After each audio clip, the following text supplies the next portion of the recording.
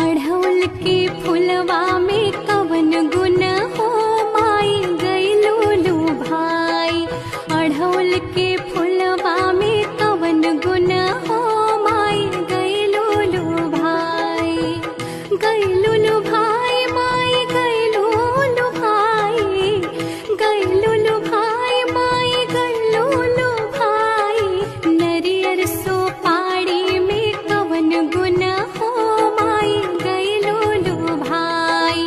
अढ़ौल के फुलवा में कवन गुण हो माई गइलू भाई। छप्पन भोग माई के मनवो न भावे। मनवो न भावे माई के मनवो न भावे। घुघुरी बतासा में कवन गुण हो माई गइलू भाई।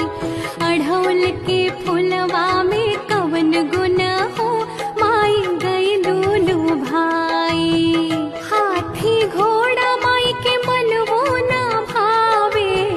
मनवो न भावे माई के मनवो न भावे। सिरवा सवरिया में कवन गुण